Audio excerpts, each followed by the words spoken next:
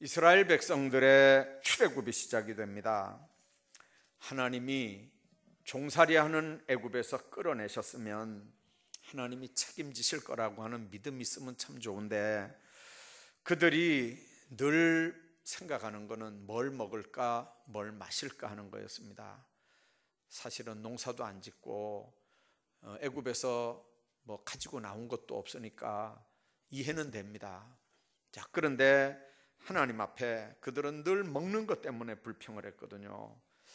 물론 이제 만나 메추라기 먹긴 먹었습니다만은 가데스 바네아에 이렇게 이제 도착을 합니다. 그 앞이 바로 요단강 건너면 이제 가나안입니다. 모세도 그렇지 거기까지 왔으면 그냥 계속 전진해서 그냥 가나안 들어갔으면 될 텐데 괜히 한 지파에 한 명씩 대표를 뽑습니다. 그래서 정탐꾼을 만들어서 그 가데아 바네스에서 그 요단강을 건너서 이제 가나안 땅을 정탐하라고 보내죠. 그 정탐을 하고 온 12사람 보고가 10대 2로 나누는 겁니다. 두 사람은 올라가자 하나님이 주신 적과 꿀이 흐르는 땅이다, 가자 이렇게 하는데 10사람은 안 된다는 거죠. 그래서 안 된다는 얘기를 아까 우리가 읽었습니다. 왜 안 되느냐?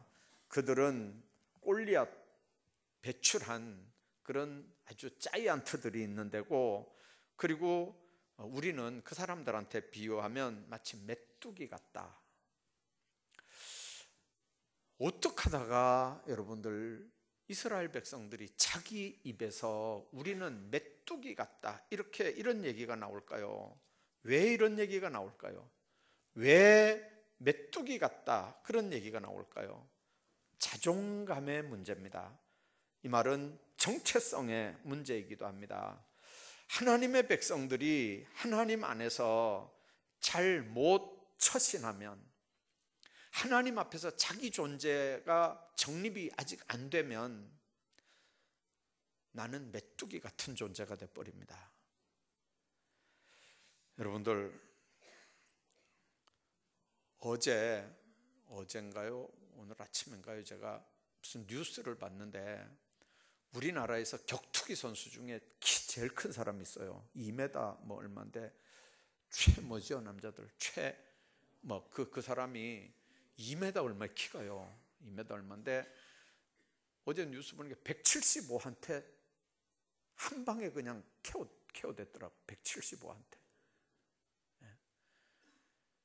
여러분들 2m 얼마짜리가 175한테 한 방에 KO가 돼버리면 여러분들 그게 무슨 문제예요? 175는요 200 얼마 밑에 가면 이렇게 올려다 봐야 되는 거잖아요.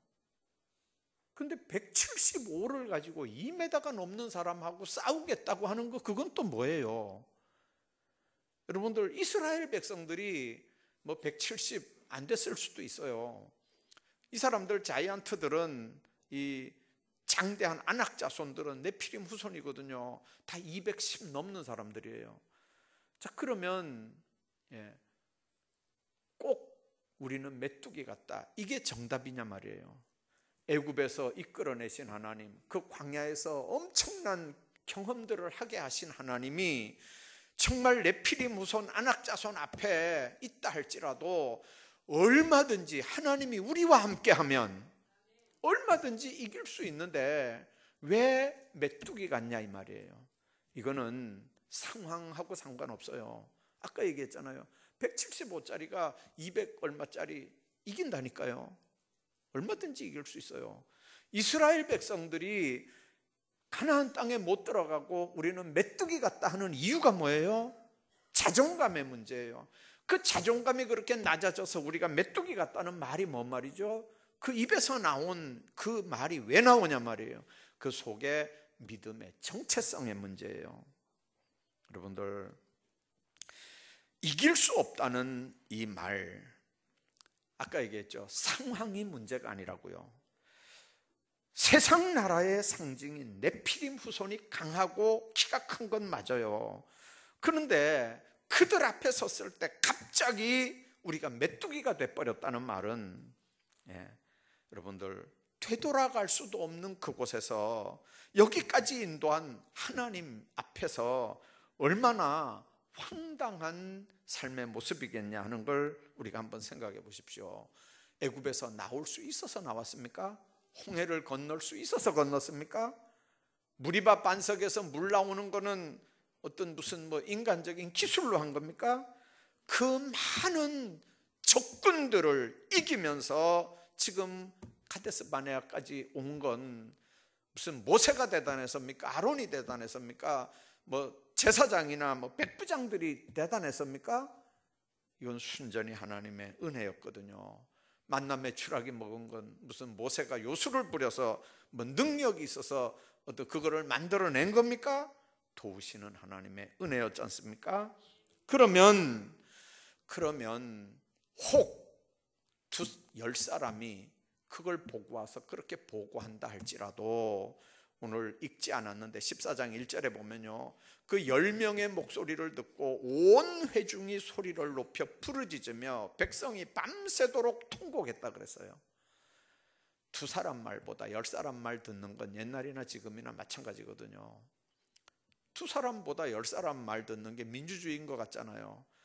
자, 그런데 10사람 말을 듣고 밤새도록 통곡했습니다. 두 번째는 이스라엘 자손이 다 모세와 아론을 원망하면서 우리가 애굽 땅에서 죽었으면 좋았을 건데 왜 이 광야까지 끌고 왔느냐는 거죠. 그래서 지금이라도 안 늦다는 거예요.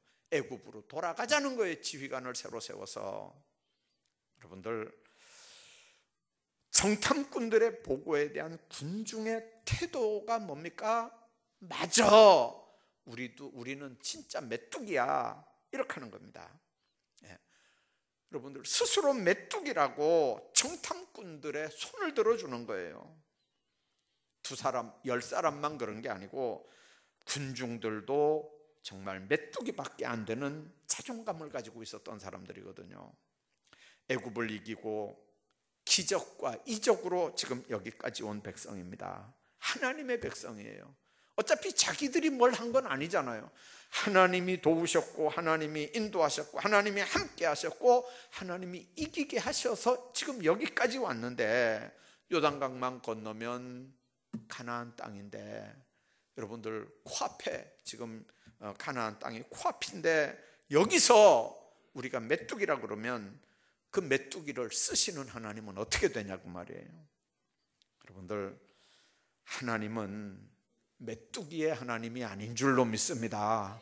하나님은 아브라함과 이삭과 야곱의 하나님이지 메뚜기 하나님은 아니거든요.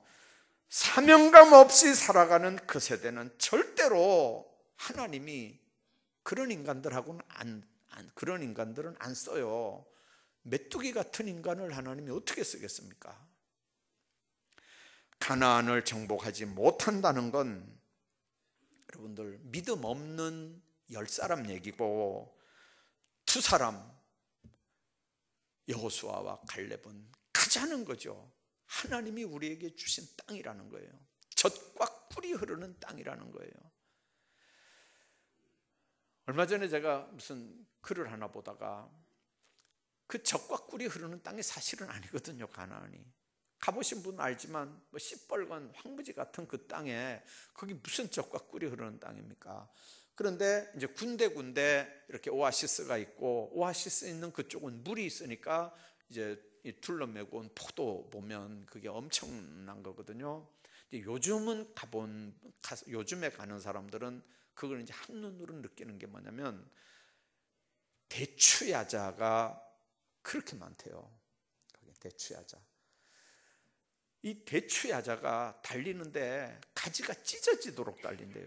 엄청 달리는데 이 대추야자는요, 그냥 말 그대로 야자 종류인데 크기가 우리나라 큰 대추만 해요. 이게 그냥 막 엄청 이렇게 큰 덩어리로 이렇게 달립니다. 달리는데 이게 거기서 이제 익은 대로 땅바닥에 떨어지거든요. 땅바닥은 또 얼마나 뜨겁습니까? 그러면 여러분들 그게 얼마나 건조가 잘 되는지 몰라요. 그래서 정말 대추야자보다 더 단 과일은 없대요. 적과 꿀이 흐른다고 하는 말 중에 꿀의 개념이 대추야자를 두고 한 얘기다, 이렇게 성경을 해석하는 사람들도 있어요. 아무튼 오늘 우리가 생각해야 되는 부분은 바로 그 부분입니다. 눈앞에 축복이 보이는데 왜 우리를 메뚜기라고 하느냐? 여러분들, 혀에는 뼈가 없습니다 하는 유명한 말이 있습니다. 혀에는 뼈가 없대요. 그 강한 이빨은 시간이 지나가면 한 50년, 60년, 70년 지나가면 하나씩 빠지기도 하고 부러지기도 하고 그러잖아요. 썩기도 하고. 근데 이 혀는 뼈가 없어요. 그러면서도 뭐 세치밖에 안 돼요. 9cm. 혀는 손가락 하나도 당해낼 힘이 없습니다. 근데 우리 몸의 어느 부분보다도 혀에 대해서 무서운 경고를 하고 있습니다. 사나운 호랑이, 사자, 덩치 큰 코끼리 다 조련사에게 길들여 유용하게 사용되는데, 이 작은 혀는 길들일 사람이 없다는 게 야고보서의 탄식이거든요. 그래서 길들일 수 없는 혀를 통해서 하는 말은 여러 가지 기능들을 가지고 있습니다. 첫째가, 말은 마음의 생각을 표현하는 기능이 있습니다. 그 사람이 무슨 말을 하는지 조금 들어보면 그 사람 속에 인격 수준이나 또 교양을 이렇게 우리가 알게 됩니다. 예수 믿는 사람들은 조금 말 들어보면 그 사람의 신앙의 정도도 가늠하게 됩니다. 여러분들 머리를 얼마짜리 뽑고 다니고 무슨 차가 어떤 외제차고 외모를 보고도 그 사람 조금 이렇게 알 수 있지만, 인격 수준을 이렇게 아는 그런 방법은 말하는 걸 보면 그 말 속에 그 사람이 교만한 사람인지 겸손한 사람인지 진실한 사람인지 거짓된 사람인지 다 그 말 속에 믿음이 있는지 없는지 이렇게 알게 됩니다. 예화집에 보니까 이런 얘기가 있어요. 어떤 할머니가 이제 예수를 믿었대요.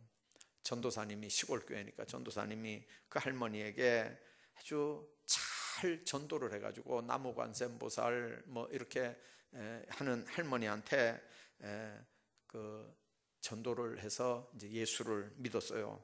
그래서 정말 예수 믿고 나니까 너무 좋잖아요.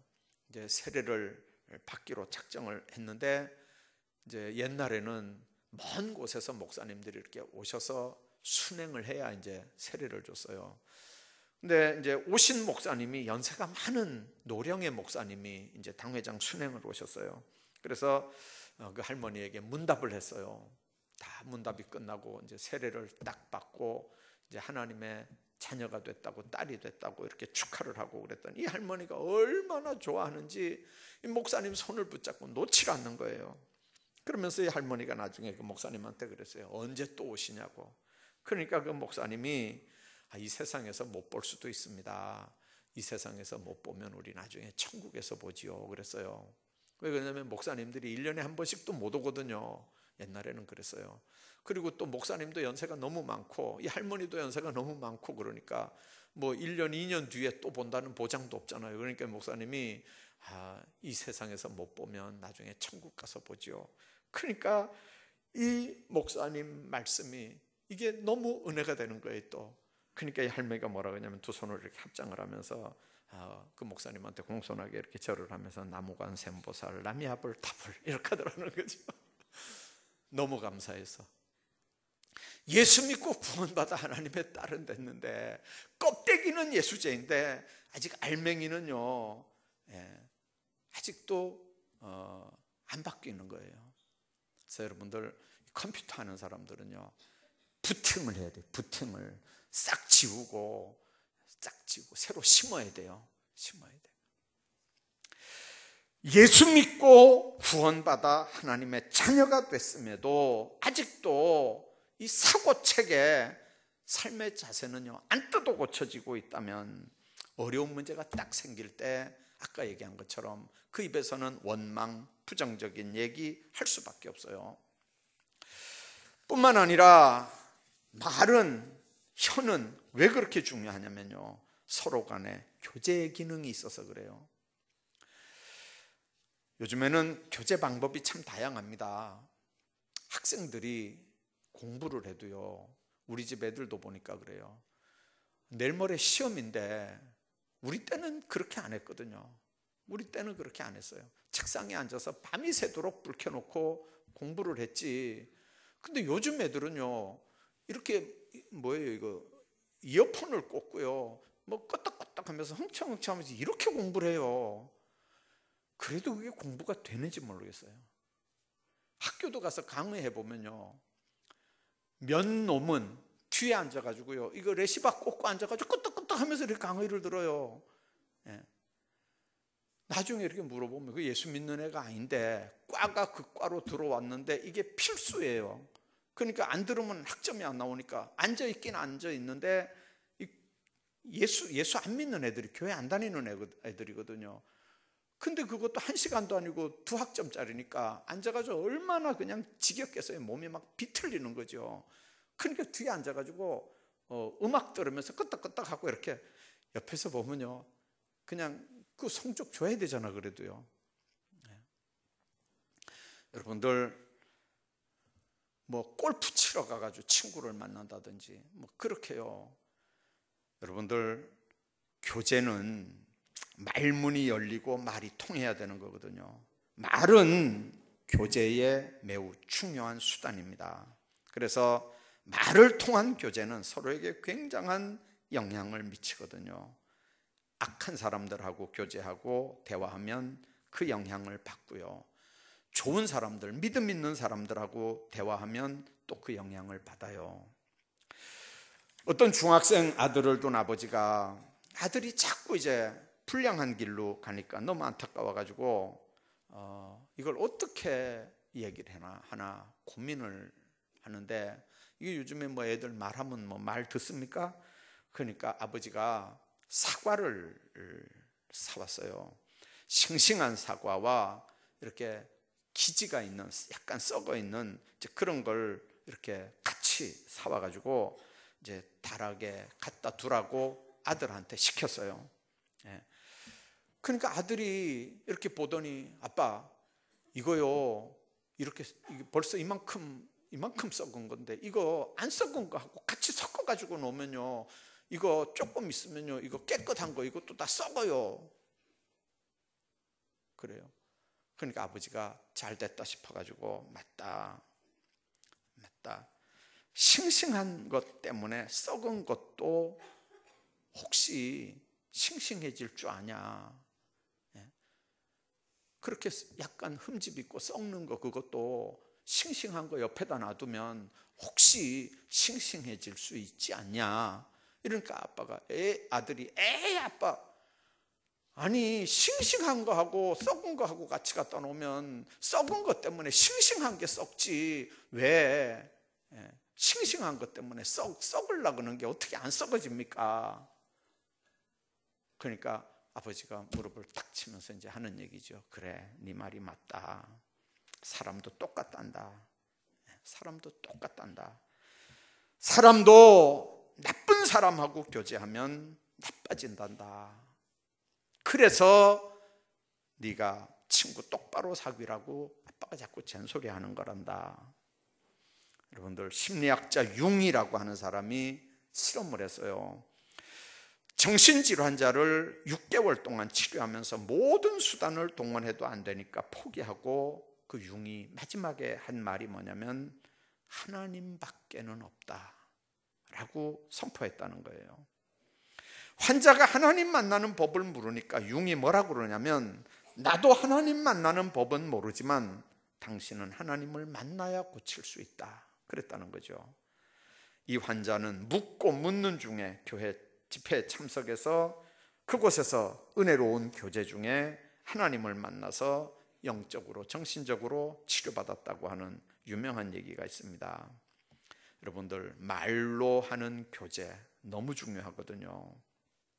뿐만 아니라 이 말은요, 얼마나 무섭냐면, 한때 일본에서 실험으로 이게 실험을 해서 그거를 매스컴에 이렇게 보도를 한 적이 있어요. 유리컵에다가 물을 이렇게 다 이렇게 똑같이 담았습니다. 수돗물을 다 똑같이 유리컵에다 담고 어떤 유리컵을 향해서는 축복하는 얘기만 했대요. 어떤 유리컵을 향해서는 야단치는 얘기만 했대요. 어떤 유리컵을 향해서는 막 저주하는 얘기만 했대요. 얼마 동안 그렇게 한 다음에 나중에 그 물을 보니까요, 이 물의 구조가 저주만 받은 거는 막 뿔이 나고 시꺼멓게 썩어가지고 막 뿔이 이렇게 나는 물 조직으로 그렇게 바뀌었고, 이쪽에 칭찬하고 격려하고 용기를 북돋아주는 이 물은 정육각형으로 아주 딱 이렇게 만들어져서 아주 가장 그 맛있는 물의 모습으로 그렇게 구조가 만들어졌다는 걸 한번 이렇게 뉴스에 나온 적이 있거든요. 부모들이 자녀들에게 책임질 수 있는 말들을 해야 됩니다. 어떤 엄마가 그랬대요. 두 딸을 키우는 엄마가 이제 부엌에서 일을 하는데 계속해서 작은 딸이 이제 우니까 큰 딸이 동생 운다고 막 투정을 하는 거예요. 그러니까 엄마가 뭐라 그랬냐면요, 이거는 그대로 제가 옮길게요. 저 아가리에다가 솜을 틀어 막아야지. 이렇게 엄마가 무식하게 얘기를 했어요. 그 둘째가 하도 찡얼거리고 우니까 엄마가 아가리에다가 솜을 틀어 막아야 된다고. 근데 그 아이 위에 그게 뭐 1살 2살 더 많을 거 아니에요. 가가지고 세상에 응급 약통 있잖아요. 거기에서 진짜 이 탈지면을 한 움큼 가져가가지고요, 아이 입에다가 틀어 막아 놓은 거예요. 나중에 조용해졌는데 열심히 일하다가 가서 보니까요, 세상에 그렇게 하고 있는 거예요. 여러분들, 엄마가 아이들 잡는 거는요, 순식간에 잡을 수 있어요. 또 어떤 부인이 그랬대. 입버릇처럼 아이들이 너무 사랑스러우니까 어떤 엄마들끼리 이제 아이들 듣는 데서 뭐라 그랬냐면, 나는 남편 없이는 못 살아도, 남편 없이는 살아도 아이들 없이는 못 살아. 여러분들 중에도 그렇게 얘기한 사람 들어있죠? 없나요? 남편 없이는 살아도 아이들 없이는 못 살아. 그런 사람 없나요 혹시? 그랬더니 남편이 일찍 죽더래요. 부인은 그게 그냥 하는 소리인 줄 알지만, 여러분들 그 입에서 나오는 말은요, 반드시 열매가 맺히게 돼 있어요. 특별히 기도하는 사람들 입은요, 저한테 함부로 얘기하면 안 돼요.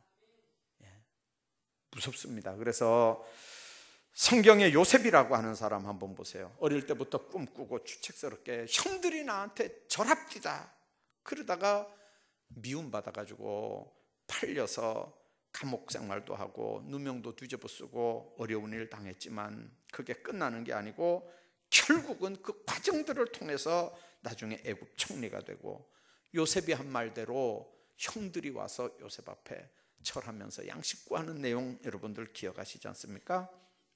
전도도요, 에이구 안돼 이렇게 하면요 안 될 뿐만 아니라 그 사람 통해서 하나님 이제 일 안 하셔요.